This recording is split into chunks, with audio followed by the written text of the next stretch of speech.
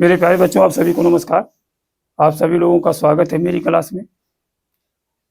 मेरे प्यारे बच्चों, आज एक बहुत ही महत्वपूर्ण टॉपिक लेके आए हैं कि जो कि इससे जो क्वेश्चन आपको जरूर कहीं ना कहीं मिलता है।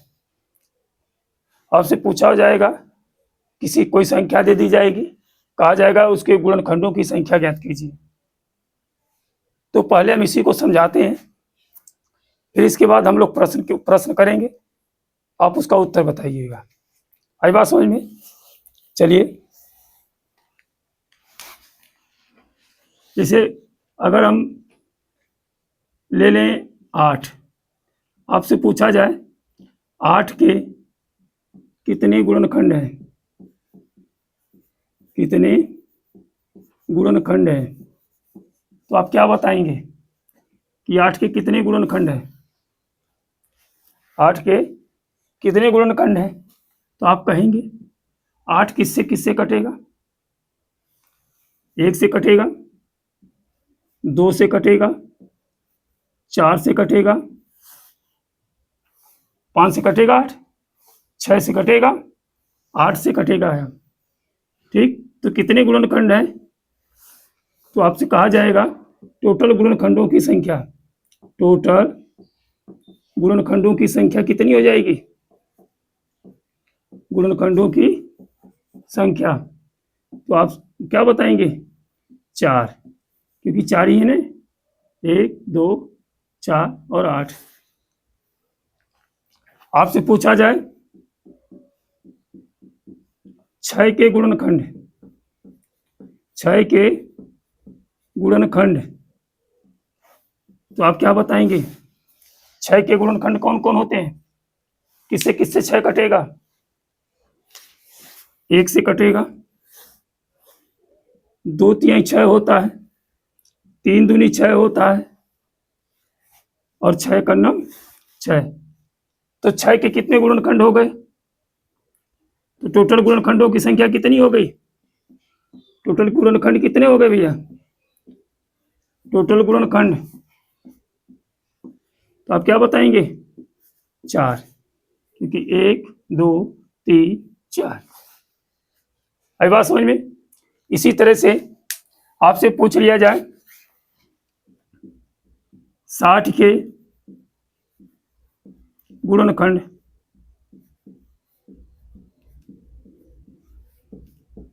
60 के गुणनखंड,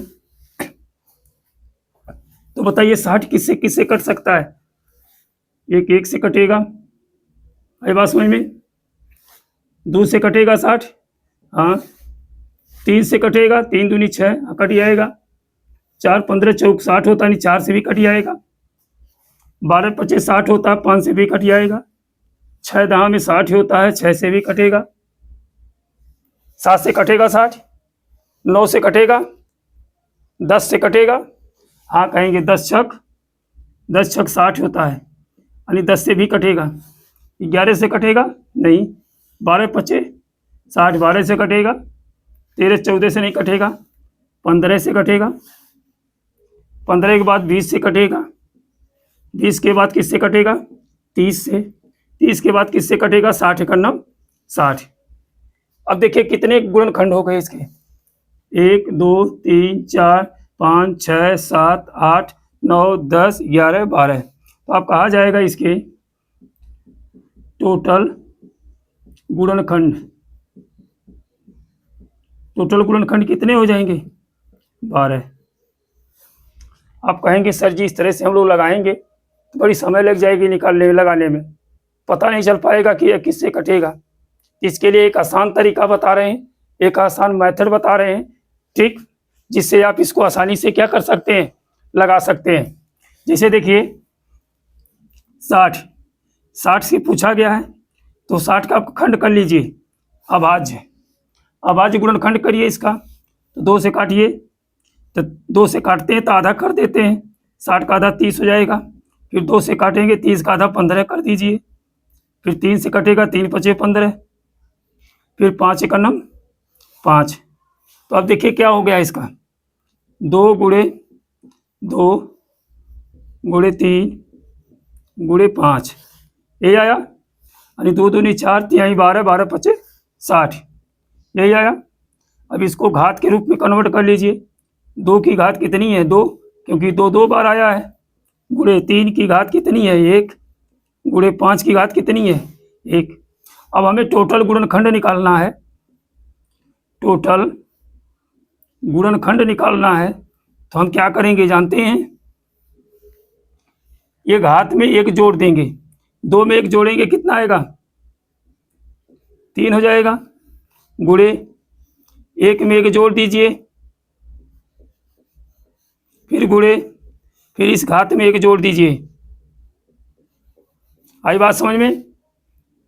अब देखिए 2 1 3, गुणे 2, गुणे 2, तो 3 दूनी 6, 6 दूनी 12, तो टोटल इसके गुणनखंड कितने आ गए 12 आ गए। आई बात समझ में। तो टोटल इसके गुणनखंड कितने आ गए 12। अब आपसे पूछा जाए 100 के गुणनखंडों की संख्या कितनी है, तो आप देखिए 100 किससे कटेगा, 1 से कटेगा, 2 से कटेगा 100, 2 की बात चली जाएगी, 3 से कटेगा नहीं, आप क्या कहेंगे 5 से कटेगा, 6 से कटेगा नहीं, 7 से नहीं कटेगा, एक 4 से भी कटेगा, 4 4 25 100 होता है, 5 से कटेगा, 6 से कटेगा, 7 से कटेगा, 8 से भी नहीं कटेगा, 10 से कटेगा, अब किससे कटेगा 100, सीधे 20 से कटेगा, 20 25 100 होता है, 25 से कटेगा, 25 से ऊपर 100 होता है, 30 से नहीं कटेगा, 50 से कटेगा, 50 दूनी 100 होता है, 100 1 100 होता है। तो 100 के टोटल गुणनखंड कितने हो गए देखिए, 1 2 3 4 5 6 7 8 9। तो 100 के टोटल गुणनखंड कितने हो गए, टोटल गुणनखंड 9 हो गए। तो आप इस तरह से लगाएंगे तो बहुत दिक्कत होगी। इसके लिए एक छोटा सा ट्रिक हमने बता रहे हैं, उसके माध्यम से इसको लगाइए, बहुत ही आसान रहेगा। तो हमने बताया है कि 100 का अभाज्य गुणनखंड करिए, 100 का अभाज्य गुणनखंड करिए, यानी 2 से काटिए तो कटेगा 2 पचे 10, यानी आधा कर देंगे, 2 से काटेंगे 50 का आधा कितना हो जाएगा 25, 5 से काटेंगे 5 1 9 5, पंचम 25 और 5 1 9 5। और टोटल देखिए 2 गुणे 2 गुणे 5 गुणे 5, घात के रूप में लिख लें इसे, 2 की घात 2 गुणे 5 की घात 2। अब हमने बताया है कि टोटल गुणनखंड ज्ञात करने के लिए, गुणनखंड ज्ञात करने के लिए आप क्या करेंगे, घात में 1 जोड़ देंगे, 2 + 1 गुणे, इस घात में भी 1 जोड़ दीजिए, 2 + 1 अर्थात कितना हो जाएगा 3 गुणे 3 बराबर क्या हो जाएगा 9। तो 100 के कितने टोटल गुणनखंड है 9 है। हमें उम्मीद होगी कि आपको समझ में आ रहा होगा। आई बात समझ में। तो चलिए हम लोग चलते हैं प्रश्न के ऊपर।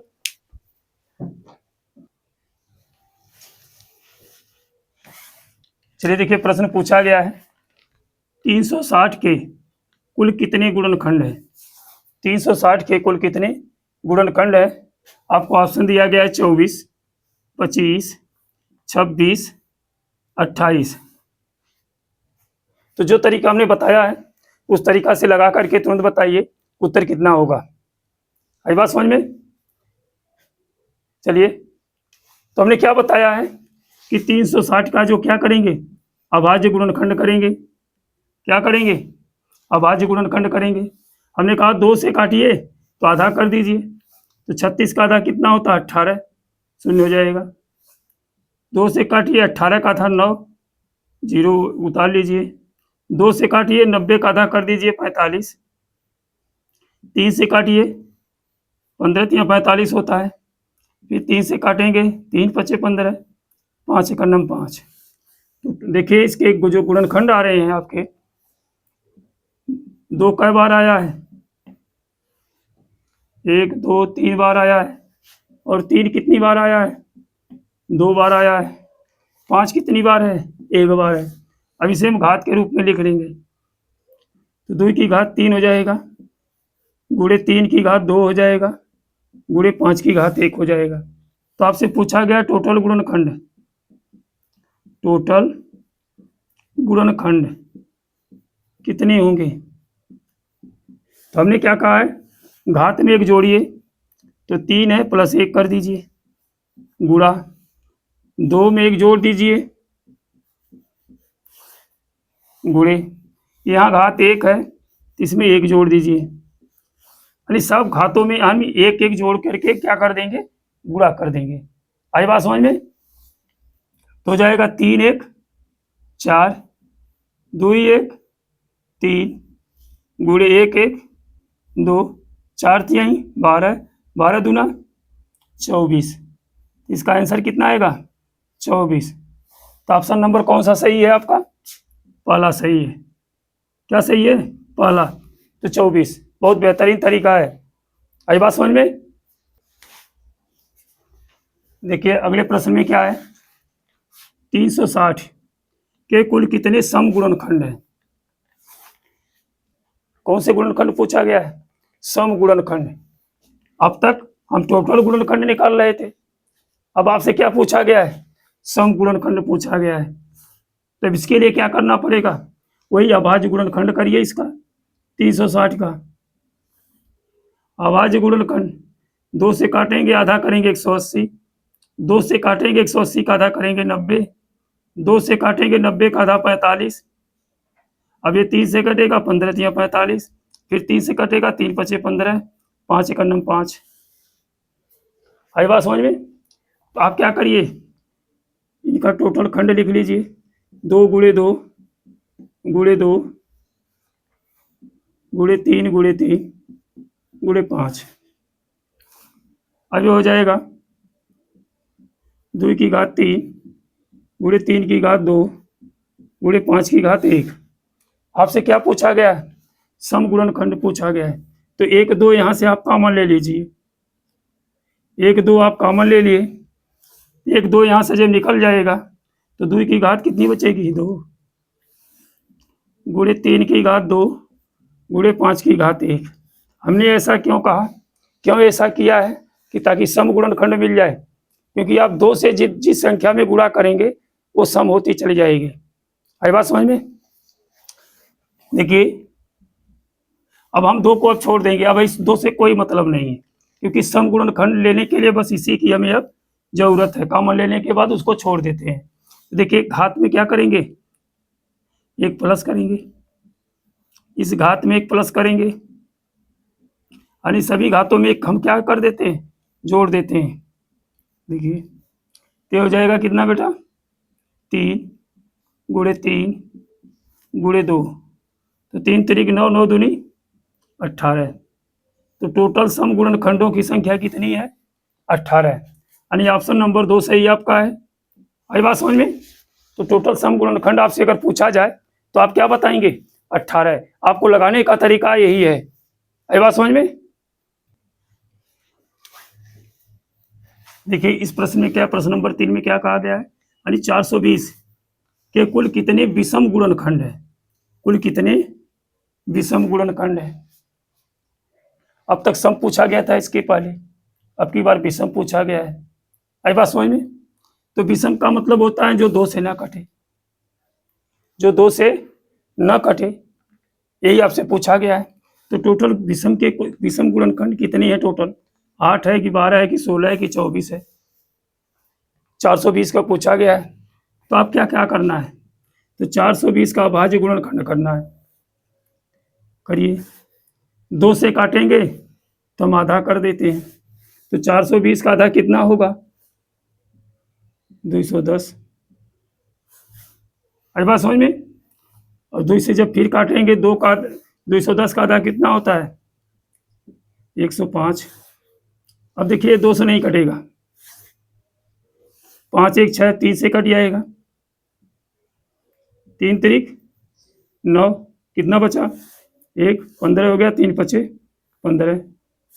अब 35 है, 5 सत्ते 35, 7 एकन्नम 7। तब इसके हम खंड लिख लें। देखिए 2 गुणे 2 गुणे 3 गुणे 5 गुणे 7 घात के रूप में से बना दी। देखिए 2 कई बार आया है? 2 बार। 2 की घात 2। 3 कितनी बार है? 1 बार। 3 की घात 1। 5 कितनी बार है? 1 बार है। 5 की घात 1। 7 कितनी बार है? 1 बार है, यानी 7 की घात 1। अब आपसे क्या पूछा गया है? तो विषम पूछा गया है। तो जब विषम पूछा गया है तो आपको क्या करना है? सोचिए, जब आपसे विषम पूछा गया है तो आपको क्या करना है? यानी ये 2 वाले खंड को आपको नहीं लेना है। 2 का गुणनखंड आपको नहीं लेना है। लेना किसको है? 3 को, 5 को, 7 को। जब विषम पूछा जाए तो 2 वाला आप छोड़ दीजिएगा। हर बात समझ में? इसकी घात देखिए, एक में 1 जोड़ दीजिए, गुणे इसमें भी हमने 1 जोड़ा, गुणे इस 1 में भी 1 जोड़ा गया। देखिए कितना हो गया? 1 1 2 2 2, तो 2 दूनी 4 दूनी 8। तो 420 के टोटल विषम गुणनखंड आपसे पूछा गया है। तो आपका टोटल विषम गुणनखंड कितना होगा? 8। ये ऑप्शन नंबर 1 सही है। इतना बेहतरीन तरीका है, इतना शानदार तरीका है कि आप इस तरह से सवाल लगाएंगे, गुणनखंडों की संख्या ज्ञात करेंगे, कभी भी गलत नहीं होगा। आई बात समझ में? चलिए अगले प्रश्न पे चलते हैं। चलिए देखिए अगले प्रश्न में क्या कहा गया है। 2 की घात 7, 3 की घात 8, 5 की घात 9 और 7 की घात 10, इनमें से उस गुणनखंडों की संख्या में बताना है जिसके अंत में क्या हो? शून्य हो। बहुत बेहतरीन प्रश्न, बहुत ही अच्छा प्रश्न है। आप जानते हैं कि शून्य होने के लिए क्या चाहिए? शून्य होने के लिए 2 और 5 का होना जरूरी है, क्योंकि 2 और 5 यानी 5 दूनी 10, तो शून्य देगा। 2 5 के अलावा शून्य, अगर 2 है 5 नहीं है तो शून्य नहीं होगा, 5 है 2 नहीं है तो शून्य नहीं होगा। यानी इन दोनों को जरूरी है, इन दोनों का होना जरूरी है, तभी क्या हो सकता है? शून्य। तो आपको क्या करना है? बस इन्हीं दोनों को कॉमन ले लेना है। इन्हीं दोनों को इसमें से क्या कर लेना है? कॉमन लेना है। देखिए 2 की घात 7 गुणे 3 की घात 8 गुणे 5 की घात 9 गुणे 7 की घात 10। तो आप इसमें से कॉमन लेंगे 2 और 5।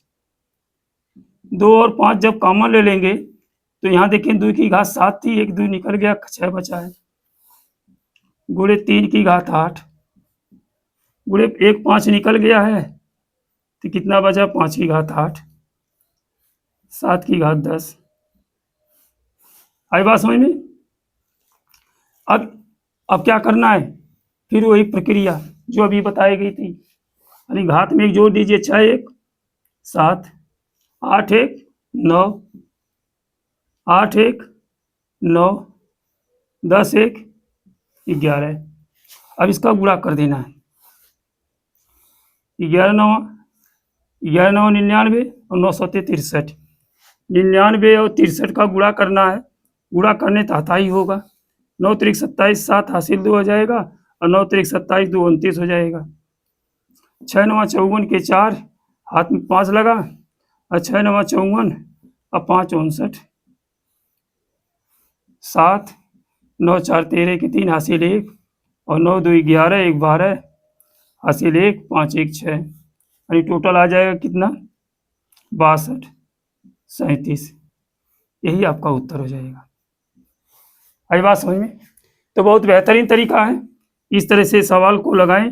जब भी आपके अंत में शून्य पूछा जाए तो 2 और 5 को क्या कर लेना है? कॉमन ले लेना है। आई बात समझ में? चलिए अगले प्रश्न के ऊपर चलते हैं। चलिए देखिए अगले प्रश्न में क्या है। 2 की घात 7, 3 की घात 2, 5 की घात 3, 7 की घात 4, यानी उन गुणनखंडों की हमें संख्या बताना है। उन गुणनखंडों की संख्या बताना है जो 24 से क्या हो? विभाजित हो। जो कितने से विभाजित हो? 24 से। तो देखिए आपको क्या करना, पहले तो हम लिख लें इसको।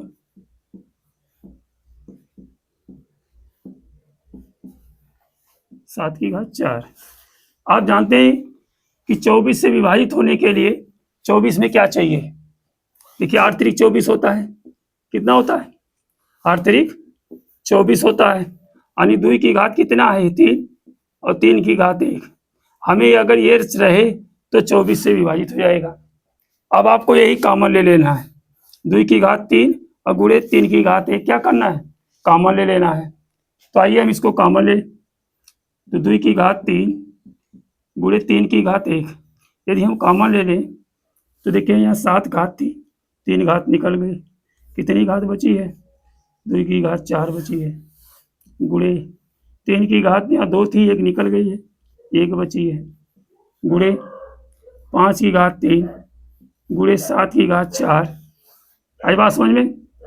तो देखेंगे यहाँ अब घातों में क्या कर लेंगे, जोड़ लेंगे। तो 4 1 5, 1 1 2, 3 1 4 और 4 1 5। अब इसका हम गुणा कर लें। आई बात समझ में। 5 25, 25 चौका 100 और 100 दूनी 200।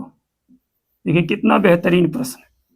आई बात समझ में। तो ऑप्शन नंबर 3 सही है, 200।